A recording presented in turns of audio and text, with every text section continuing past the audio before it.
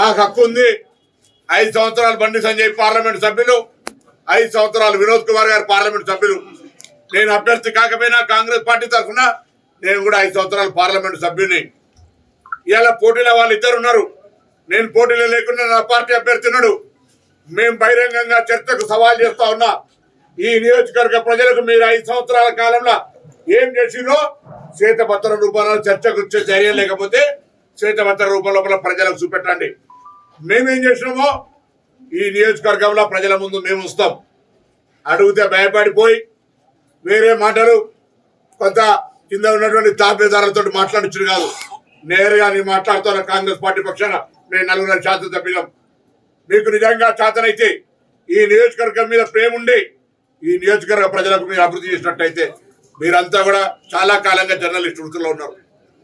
మీకు తెలుసు గతంలో కేసీఆర్ గారు కరీంనగర్ ఎన్నికల ప్రచారానికి వచ్చి ఆయన ఒక మాట చెప్పుకుంటూ అరే నేను యజ్ఞాలు చేసినా ఇంత పెద్ద యాగాలు చేసినా నేనే పెద్ద హిందువును, నాకంటే ఎవరు పెద్ద హిందుగాలు పొందుగాలంటే దాన్ని ఎన్నికలు నినాదం చేసుకున్నటువంటి గెలిచిన నువ్వు ఆ నినాదం అమలు కొరకు ఈ పార్లమెంట్ నియోజకవర్గంలో ఉన్న కొండగట్టుకు ఏం చేసినావు, వేములవాడకి ఏం చేసినావు, ఏ దేవాలయానికి ఏం చేసినావు బండి సంజయ్ గారిని అడుగుతా ఉన్నా.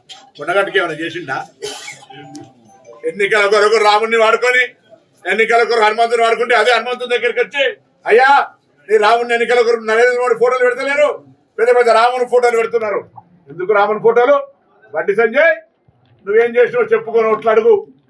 ఇక ఆయన వినోద్రావు ఎన్నడూ ఎవరిని కలిసేది లేదు, సామాన్యులకి ఇట్లా చేయి కూడా కలిపేది లేదు.